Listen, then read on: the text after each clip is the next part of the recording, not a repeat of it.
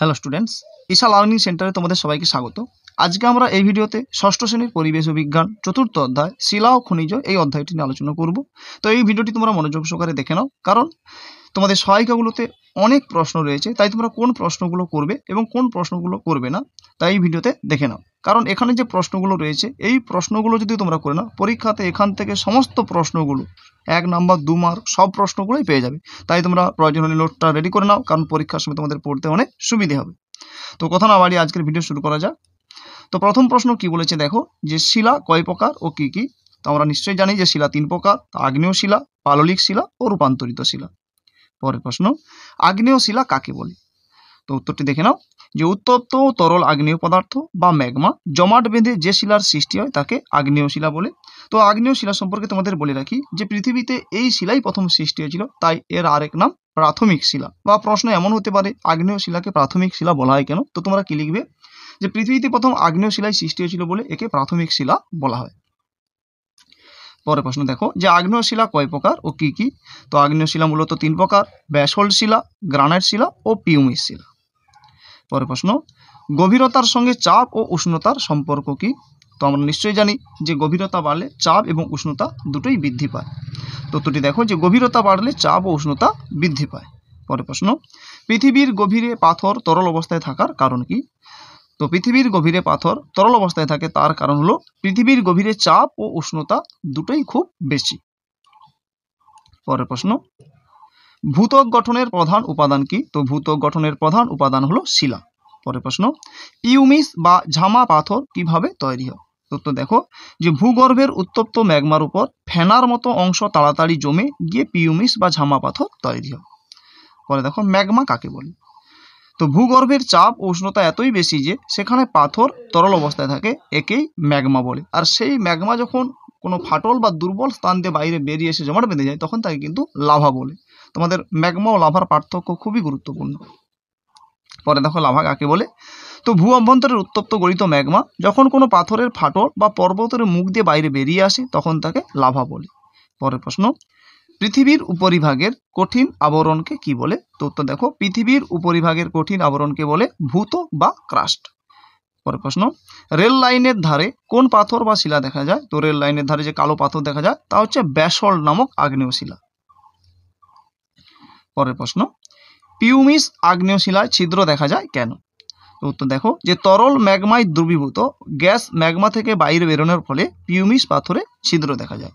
তো আমরা জীবন বিজ্ঞানে আগে পড়েছি যে পাউরুটিতে ছিদ্র দেখা যায় কেন। সেখানে কি হয়, কার্বন ডাইঅক্সাইড ফুট হয়ে বাইরে বেরিয়ে যায়। এখানে ঠিক একই রকম, যে তরল ম্যাগমায় যে দ্রবীভূত গ্যাস সেই গ্যাসটা কি হয় বাইরে বেরিয়ে যায়, এর ফলে পিউমিস পাথরে ছিদ্র দেখা যায়। পরের প্রশ্ন, পাললিক শিলা কিভাবে তৈরি হয়। উত্তর দেখো, যে হ্রদ, নদী বা সমুদ্রের জলের নিচে পলি জমা হয়। ধীরে ধীরে সেই পলিস্তর মাটির নিচে চলে যেতে থাকে। মাটির নিচে গরম ও চাপে লক্ষ লক্ষ বছর ধরে সেই পলি স্তরে স্তরে জমাট বেঁধে পাললিক শিলার সৃষ্টি হয়। পরের প্রশ্নটি খুব গুরুত্বপূর্ণ, ফসিল বা জীবাশ্ম কাকে বলে। তো ভূগর্ভের চাপ ও তাপে উদ্ভিদ ও প্রাণীর দেহাবশেষ জমাট বেঁধে পাথরে পরিণত হওয়াকে ফসিল বা জীবাশ্ম বলে। পরের প্রশ্ন, কয়েকটি পাললিক শিলার উদাহরণ দাও। তো কয়েকটি পাললিক শিলা হলো বেলে পাথর, চুনা পাথর, সেল ইত্যাদি। পরের প্রশ্ন, পৃথিবীর উপরিভাগের বেশিরভাগ কোন শিলা দিয়ে গঠিত। তো পৃথিবীর উপরিভাগের বেশিরভাগ আগ্নেয় শিলা ও রূপান্তরিত শিলা দ্বারা গঠিত। পরের প্রশ্ন, পাললিক শিলার অপর নাম কি ও কেন। তো স্তরে স্তরে পলি সঞ্চিত হয়ে পাললিক শিলা সৃষ্টি হয় বলে এই শিলার অপর নাম স্তরীভূত শিলা। তো পাললিক শিলার অপর নাম স্তরীভূত শিলা। পরের প্রশ্ন, একটি ধাতুর নাম লেখো যা প্রকৃতিতে মৌল অবস্থায় পাওয়া যায়, সেটা হচ্ছে সোনা। পরের প্রশ্ন, পরিবর্তিত রূপ লেখো বা রূপান্তরিত রূপ লেখো। তাহলে চুনা পাথর কিসে পরিণত হয়, চুনা পাথর মার্বেলে পরিণত হয়, সেল স্লেটে পরিণত হয় এবং গ্রানাইট নিচে পরিণত হয়। এই প্রশ্নটা খুব গুরুত্বপূর্ণ, এখান থেকে একটি প্রশ্ন তোমাদের প্রত্যেকবারই হয়ে থাকে। পরের প্রশ্ন দেখো, যে ধাতুর খনিজ বা মিনারেল কাকে বলে। উত্তর দেখো, যে প্রকৃতিতে বিভিন্ন ধাতুর নানা রকম যৌগ, বালি, মাটি ইত্যাদির সঙ্গে মিশে থাকা অবস্থায় পাওয়া যায়, এদের ধাতুর খনিজ বা মিনারেল বলে। আর ধাতু নিষ্কাশন কাকে বলে, অর্থাৎ এই যে পদার্থগুলো ধাতুর সঙ্গে মিশে থাকে সেগুলোকে আলাদা করার পদ্ধতিকেই বলা হয় ধাতু নিষ্কাশন। তো উত্তর দেখো, যে খনিজ থেকে ধাতুকে আলাদা করার পদ্ধতিকে ধাতু নিষ্কাশন বলে। পরের প্রশ্ন, ধাতুর আকরিক বা ওর কাকে বলে। উত্তর দেখো, যে সকল খনিজ থেকে সহজ উপায়ে ও সুলভে উচ্চমানের ধাতু নিষ্কাশন করা যায় তাকে ওই ধাতুর আকরিক বলে। যেমন লোহার আকরিক হেমাটাইট। দেখো, লোহা হচ্ছে কি হেমাটাইট, অ্যালুমিনিয়ামের আকরিক বক্সাইট, তামার কপার গ্লান্স। তো হেমাটাইটে কী কী থাকে? লোহা এবং অক্সিজেন, বক্সাইডে অ্যালুমিনিয়াম অক্সিজেন এবং কপার গ্লান্সে তামাও সালফার।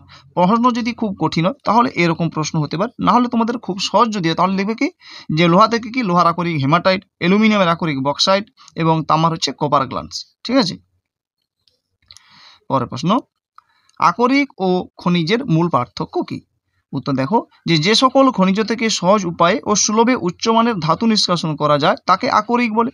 আর প্রকৃতিতে বিভিন্ন ধাতুর নানা রকম যৌগ, বালি, মাটি ইত্যাদির সঙ্গে মিশে থাকা অবস্থায় পাওয়া যায়, এদের ধাতুর খনিজ বা মিনারেল বলে। পরে দেখো, ধাতু নিষ্কাশন কি প্রকার পরিবর্তন? ধাতু নিষ্কাশন অবশ্যই রাসায়নিক পরিবর্তন। পরের প্রশ্ন, সংকর ধাতু কাকে বলে? উত্তর দেখো, একটি ধাতুর সঙ্গে অন্য কোনো ধাতু বা অধাতু বিশেষ মাত্রায় মিশিয়ে থাকলে তাকে সংকর ধাতু বলে। যেমন দস্তা, স্টেনলেস স্টিল, এগুলো সবই সংকর ধাতু।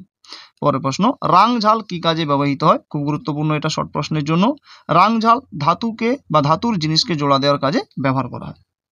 পরে দেখো, কোন কোন ধাতুর মিশ্রণে তৈরি হয়? তো ব্রোঞ্জ তৈরি হয় তামা ও টিন দিয়ে, পিতল তৈরি হয় তামা ও দস্তা দিয়ে, স্টেনলেস স্টিল তৈরি হয় ক্রোমিয়াম ও লোহা দিয়ে, এবং ইস্পাত বা স্টিল তৈরি হয় লোহা ও কার্বন দিয়ে।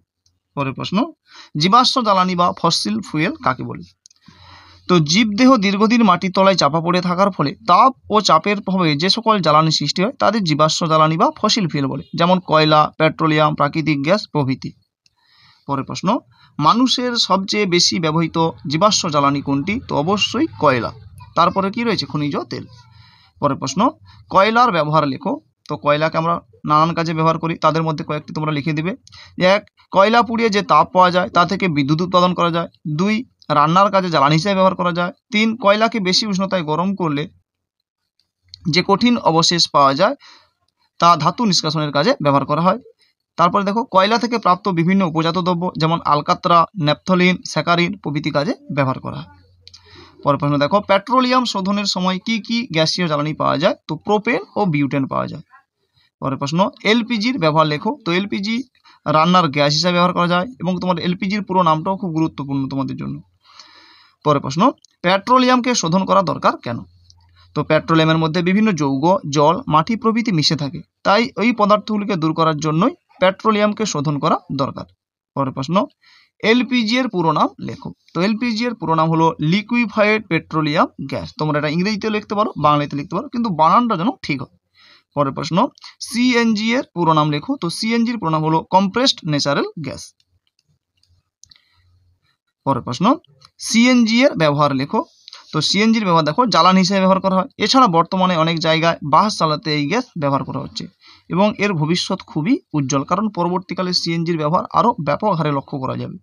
পরের প্রশ্ন, প্রাকৃতিক গ্যাসের প্রধান উপাদান কি? তো প্রাকৃতিক গ্যাসের প্রধান উপাদান হলো মিথেন।